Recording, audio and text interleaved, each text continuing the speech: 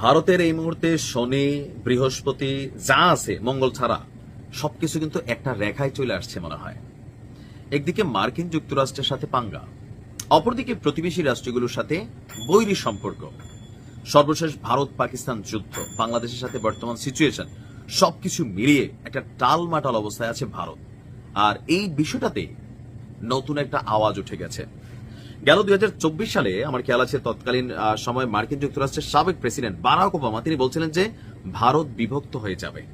তখন অনেকে বিষয়টা বুঝতে পারেন নাই যে হিন্দু মুসলিম বিভক্ত হবে নাকি অন্যভাবে। না, হিন্দু মুসলিম বিভক্তি হবে না, বিভক্তিটা আসবে অন্য জায়গা থেকে। সেখানে বেশ কিছু স্টেট আছে, বিশেষ করে শিখদের ইস্যুটা আপনারা জানেন যে কানাডা ভারতের মধ্যে সম্পর্কের টানাপোড়েন ঘটেছিল।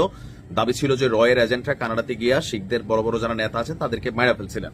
তো এরকম বেশ কিছু ইস্যু আছে, আবার ধর্মীয় ইস্যুগুলো আছে, অনেকগুলো জাতিগত দাঙ্গার ইস্যু আছে। এখন হঠাৎ করে যেটা পারসেপশন ছিল এটাকে বাস্তবায়ন করার জন্য এটাও কি কোনো দেশের গভীর পরিকল্পনার অংশ কিনা জানি না, কারণ সারা পৃথিবী জুড়ে এগুলো হয়। ভারতকে ভাগ করার ডাক দিয়েছেন আবার অস্ট্রিয়ার একজন অর্থনীতিবিদ, ওনার নাম হচ্ছে গুন্থার ফ্যালিঙ্গার, যা এই মুহূর্তে বিতর্ককে তুঙ্গে নিয়ে গেছে। তার বক্তব্য যে ৭৮ বছর আগে দাসত্বের শৃঙ্খল ভাঙা ভারত এখনো যেন সেই বর্ণবাদীর চোখে একটা খেলনা, যেন যখন ইচ্ছে হয় তখন সেটিকে ভেঙে দেওয়া যায়। আজ ভারত বিশ্বের চতুর্থ বৃহত্তম অর্থনীতি এবং একটি পরাশক্তির দিকে যখন এগিয়ে চলছে, তখনই ভারতকে ভাঙার বার্তা দিয়েছেন ন্যাটোতে কর্মরত ন্যাটোতে কর্মরত এই ব্যক্তি।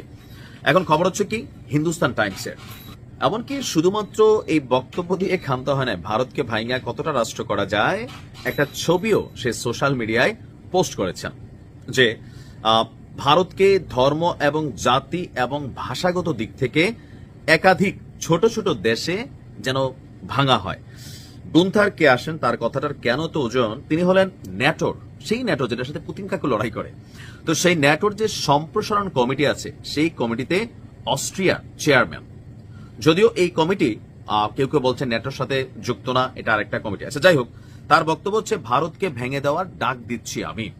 নরেন্দ্র মোদী রাশিয়ার লোক, আমাদের মুক্ত খালিস্তানের বন্ধু চাই। বুঝছেন তো, এই যে শিখদের নিয়ে যে ঘটনা, সেই ঘটনাটাতে খালিস্তান আন্দোলন তৈরি হয়েছিল। এখন বলতেছে কি মোদী হচ্ছে রাশিয়ার বন্ধু, কারণ ভারতকে যখন আমেরিকা চাপ দিয়া বেকাই ফেলছে সেটার সাথে ইউ কানেক্টেড, কিন্তু মনে রাখেন। তো সেই জায়গাতে পুতিনের সাথে সাম্প্রতিক যে মহড়া, তো পুতিনের সাথে তো ন্যাটোর ঝগড়া আছেই, ইউরোপীয় ইউনিয়নের ঝগড়া আছে।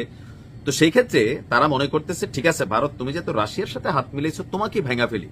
তো কার বন্ধুত্ব চাই? খালিস্তান। পাঞ্জাব স্বাধীনতার একটা ডাক আবারও কিন্তু সামনে আসলো।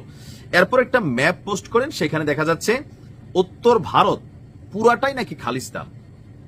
এছাড়া মহারাষ্ট্র, আন্ধ্রা, বিহার, গুজরাট, পশ্চিমবঙ্গ, উত্তর পূর্ব ভারত, দক্ষিণ ভারতের কেরল, তামিলনাড়ু সব আলাদা আলাদা পতাকা রঙে সজ্জিত। তার বক্তব্য, আমি শিখ ন্যারেটিভ সঙ্গে 2 ঘন্টা ধরে আলোচনা করেছি, কিভাবে খালিস্তান স্বাধীনতা অর্জন করতে পারে তা নিয়ে কথা হবে। ভারতকে সাবেক ভারত করতে হবে, রাশিয়াপন্থী স্বৈর শাসক নরেন্দ্র মোদীর কবল থেকে ভারতের জনগণকে কিভাবে মুক্ত করা যায় তা নিয়ে আমার কথা হয়েছে। বুঝতে পারছেন যে ইন্টারন্যাশনালি ভারতকে নিয়ে কিন্তু খেলা শুরু হয়ে গেছে। ডিপ স্টেট আমেরিকার পাশাপাশি ইউরোপীয় ইউনিয়নের অনেক এরকম নামে বেনামে স্টেট আছে যারা বিভিন্ন ভাবে সুই হইয়া সুতা হইয়া এনজিও হইয়া নানান ভাবে কিন্তু ভারতে আস্থান অলরেডি গাইডে রাখছে। এখন এই ব্যক্তির এই কথাকে কতটুকু মূল্যায়ন করা যায়? তবে এখন যে সিচুয়েশনটা হালকা নেওয়ার সুযোগ নেই। ভারতের উপরে বললাম না পুরা শনি ভর করে আছে, মিত্র হিসাবে খুব শক্ত কোনো রাষ্ট্র নাই। পশ্চিমা দেশের সাথে টোটালি এই মুহূর্তে সম্পর্ক উল্টা করতেছে। আর ভারতের ভেতরে নরেন্দ্র মোদীর এই রাজনীতিকে অপছন্দ করে অনেকগুলো রাজনৈতিক দল তৈরি হয়েছে, এমনকি আলাদা আলাদা স্টেট হিসেবে তারা দেশ হিসেবে কিন্তু নিজেদেরকে নিয়ে নিতে পারে। তবে ভারতের স্বার্থে ভারতকে এই ধরনের সিদ্ধান্ত নিবে স্টেটগুলা, 2-1টা স্বার্থ নিতে পারে খালিস্তানিরা, এটা কিন্তু আশঙ্কা উড়াই দেওয়া যায় না। দেখা যাক কি হয়। ভালো থাকুন।